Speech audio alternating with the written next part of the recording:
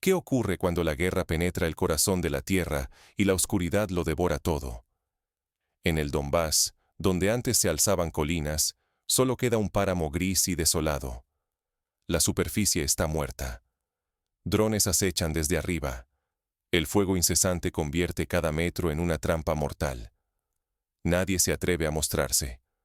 Un solo gesto puede sellar una condena. Bajo este cielo sin refugio, la única esperanza se encuentra en las profundidades. Antiguas minas de carbón, extensas y enmarañadas, ahora son trincheras subterráneas. El antiguo mundo de los mineros se transformó en el nuevo frente. Aquí, el enemigo rara vez se ve, pero siempre se intuye. La vida bajo tierra es inhumana, falta aire, la luz artificial nunca suplanta al día, y el tiempo se desdibuja en la penumbra. La guerra se vuelve invisible, una lucha continua contra la propia naturaleza. El miedo se amplifica con cada eco, la locura se insinúa en la oscuridad. Sobrevivir depende tanto del instinto como de la fuerza física.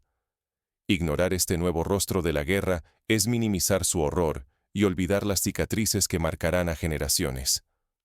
Aquí, la lucha no es solo entre bandos, es una deshumanización total, que convierte a las personas en sombras forzadas a sobrevivir, donde la luz y el aire son enemigos. Para comprender el abismo en que viven, primero debemos descubrir cómo y por qué la guerra descendió hasta aquí. Todo comenzó cuando las explosiones y el asedio obligaron a buscar refugio bajo tierra. Pero, ¿cómo es realmente la vida en esos túneles? Las minas, antaño símbolo de vida y esperanza, hoy son portales al infierno, un descenso físico y moral hacia la oscuridad absoluta del conflicto. Antes, las minas de carbón alimentaban pueblos enteros. Los mineros bajaban cada día, rodeados de máquinas, sudor y sueños modestos. Pero la guerra devoró la superficie, y estos túneles olvidados se volvieron el último refugio contra la muerte que llovía desde el cielo. La urgencia militar revivió lo que estaba muerto. Las bocas oxidadas se forzaron abiertas, y muy pronto quedó claro el precio a pagar. Una noche sin luna, 13 soldados descendieron en un ascensor carcomido por el tiempo. El cable, vencido por el óxido, cedió. 5 murieron antes de tocar el fondo. Desde entonces, bajar aquí es arriesgarlo todo en nombre de la supervivencia. En las profundidades, la vida se reduce a lo esencial. No hay luz, ni viento, ni rastro del cielo. Solo humedad pegajosa, frío cortante y el aroma peligroso del metano. El silencio apenas es roto por las gotas en la roca o el retumbar lejano de explosiones en la superficie. Todo lo humano parece disolverse en la penumbra. El control de recursos cambió radicalmente. Suministros, combustible y comida se concentran bajo tierra.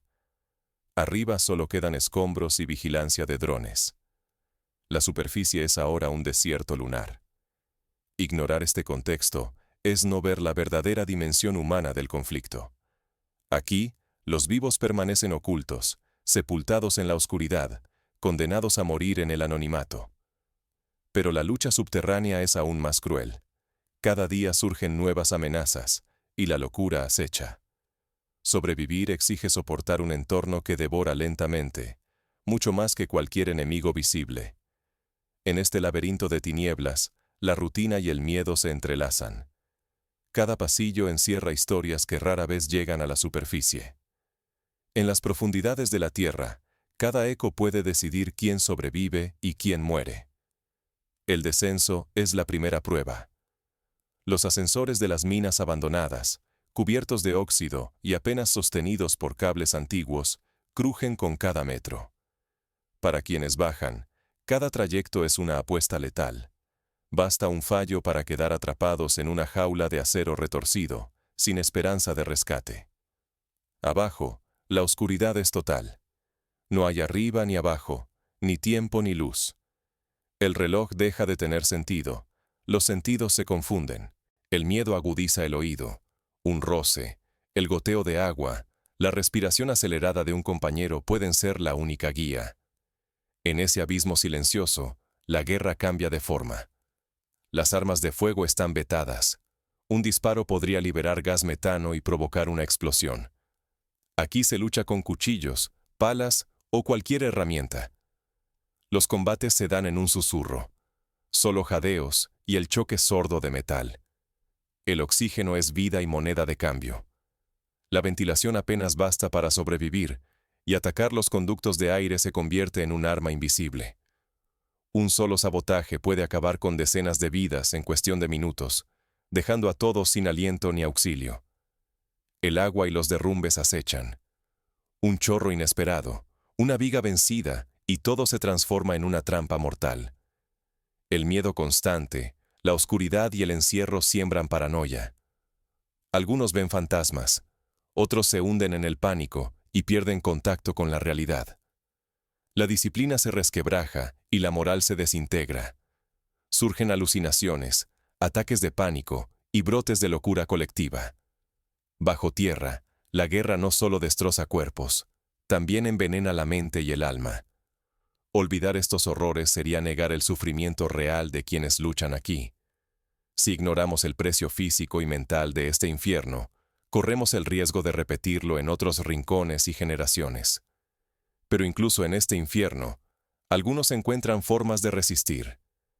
La adaptación al subsuelo revela tanto la desesperación como la increíble resiliencia humana. ¿Qué sobrevive de un ser humano tras meses sin ver el sol, rodeado solo de muerte y silencio en la oscuridad?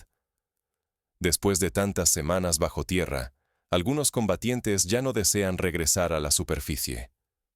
Temen la luz, el aire abierto. Padecen lo que llaman el síndrome subterráneo. Para ellos, el mundo exterior parece una pesadilla lejana y, al salir, la ansiedad los paraliza. En estos túneles donde la muerte acecha en cada rincón, incluso la enemistad cambia de forma.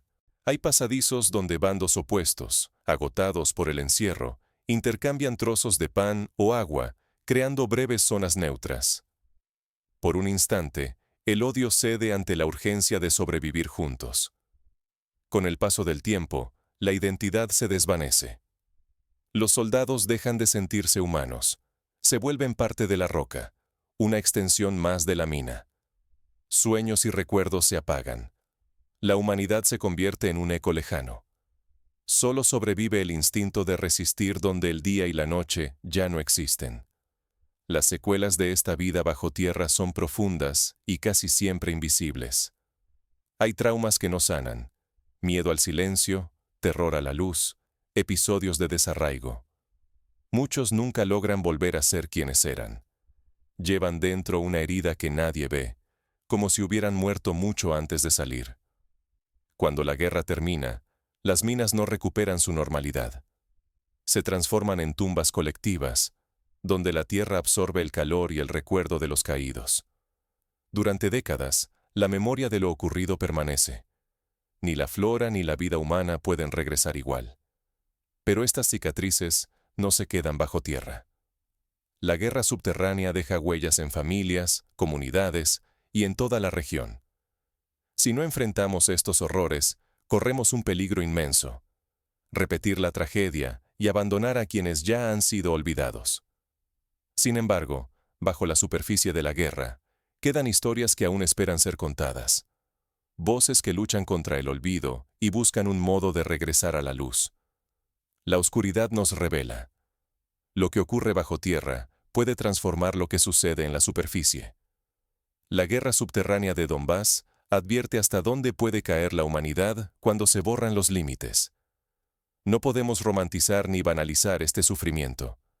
Convertir minas antiguas en campos de batalla es prueba de la deshumanización absoluta de la guerra moderna. Cuando se apaga la luz y el miedo asfixia cada respiro, las personas pierden su reflejo y el del otro. Bajo tierra, los combatientes dejan de tener rostro. Solo cumplen funciones dentro del engranaje de la violencia. Por eso, la memoria y la empatía se vuelven vitales. Son las únicas defensas para no repetir este horror. Si dejamos de sentir el dolor ajeno, el abismo se vuelve rutina. La rehabilitación física y mental de los sobrevivientes debe ser prioridad. No basta reconstruir estructuras o reponer máquinas. Los traumas invisibles, el terror, la paranoia, los recuerdos que persisten, duran años después de que callan las armas. La sociedad debe mirar ese dolor y atenderlo con la misma urgencia que cualquier herida visible. Preservar la memoria colectiva es crucial para honrar a las víctimas y aprender de los errores. Olvidar es traicionar a quienes descendieron y no volvieron. Recordar es la única forma de romper el ciclo y evitar que la oscuridad nos trague de nuevo. La historia subterránea de Donbass es advertencia y espejo. Depende de nosotros decidir si seguimos cavando en la oscuridad o buscamos la luz juntos. Pero bajo tierra no solo se lucha, también sobreviven la esperanza y la resistencia. Es en ese abismo donde surge la pregunta clave. ¿Cómo se reconstruye la humanidad después de tanta sombra? La guerra en Donbass ya no es solo una línea en un mapa. Se ha hundido bajo tierra, a solo una decisión de distancia de cualquier lugar del planeta. Ignorar historias como esta es un lujo que la humanidad ya no puede darse. Lo que ocurre bajo las minas de Donbass no es un accidente aislado, sino la advertencia más oscura de lo que la guerra puede hacer con nosotros. En cada túnel sin aire, en cada galería ahogada en penumbra, la frontera entre hombre y sombra se desdibuja. Lo que empezó como una disputa territorial ha transformado a sus combatientes en espectros, robándoles hasta el último refugio de humanidad. Son vidas reducidas a respiraciones contenidas, a súplicas mudas por oxígeno, a miradas perdidas que jamás volverán a ver la luz. Allí abajo ya no se lucha por victoria, solo por sobrevivir un momento más donde incluso la esperanza parece ahogarse. Pero la historia no termina en Donbass.